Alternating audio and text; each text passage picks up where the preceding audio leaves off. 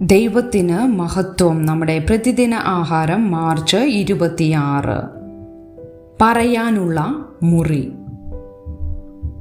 യോനാഥാൻ ദാവീദിനെ സ്വന്തം പ്രാണനെ പോലെ സ്നേഹിക്കൊണ്ട് അവനുമായി സഖ്യത ചെയ്തു. ശമൂവേൽ പ്രവാചകന്റെ 1-ാം പുസ്തകം 18-ാം അധ്യായം 3-ാം വാക്യം. വടക്കൻ സ്പെയിൻ കൂട്ടായ്മയും സൗഹൃദവും പ്രകടിപ്പിക്കുന്നതിനുള്ള മനോഹരമായൊരു മാർഗം ആവിഷ്കരിച്ചിട്ടുണ്ട്. നാട്ടിൻപുറങ്ങൾ നിറയെ കൈകൊണ്ട് നിർമ്മിച്ച ഗുഹകളുള്ളതിനാൽ ഓരോ വിളവെടുപ്പിന് ശേഷവും ചില കർഷകർ ഗുഹയുടെ മുകളിലെ ഒരു മുറിയിലിരുന്ന് അവരുടെ വിവിധ വിഭവങ്ങളുടെ പട്ടികയെടുക്കും. കാലം കഴിഞ്ഞപ്പോൾ ആ മുറി പറയാനുള്ള മുറി എന്നറിയപ്പെട്ടു.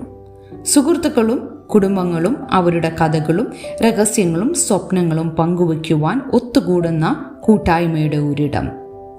നിങ്ങൾക്ക് സുരക്ഷിത സുഹൃത്തുക്കളുടെ അടുത്ത സഹവാസം ആവശ്യമാണെങ്കിൽ നിങ്ങൾക്ക് പറയാനുള്ള മുറിയിലേക്ക് പോകാം. അവർ വടക്കൻ സ്പെയിനിലാണ് ജീവിച്ചിരുന്നതെങ്കിൽ യോനാഥാനും ദാവീദും പങ്കിട്ട ആഴത്തിലുള്ള സൗഹൃദം അവരെ ഒരു പറയാനുള്ള മുറി സൃഷ്ടിക്കുവാൻ പ്രേരിപ്പിക്കുമായിരിക്കാം. അസൂയ മൂത്ത ശൗൽ രാജാവ് ദാവീദിനെ കൊല്ലാൻ തുനിഞ്ഞപ്പോൾ ശൗലിൻ്റെ മൂത്ത മകനായ യോനാഥാൻ അവനെ സംരക്ഷിക്കുകയും സൗഹൃദം സ്ഥാപിക്കുകയും ചെയ്തു. ഇരുവരുടെയും മനസ്സ് പറ്റിച്ചേർന്നു. യോനാഥാൻ ദാവീദിനെ സ്വന്തം പ്രാണനെ പോലെ സ്നേഹിക്കൊണ്ട് താൻ സിംഹാസനത്തിൻ്റെ അവകാശിയായിരുന്നെങ്കിലും രാജാവാകുവാനുള്ള ദാവീദിൻ്റെ ദൈവിക തിരഞ്ഞെടുപ്പിനെ തിരിച്ചറിഞ്ഞു. അവൻ തൻ്റെ വസ്ത്രവും വാളും വില്ലും അരക്കച്ചയും ദാവീദിന് കൊടുത്തു.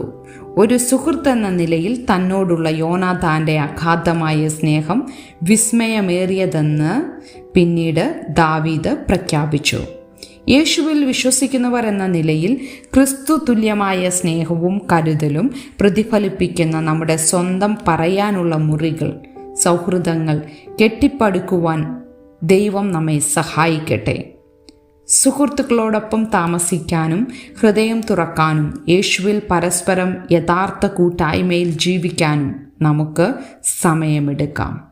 ചിന്തിക്കുക, നിങ്ങളുടെ സുഹൃത്തുക്കളോട് നിങ്ങൾ എന്തുതരം പ്രതിബദ്ധതകൾ നടത്തിയിട്ടുണ്ട്?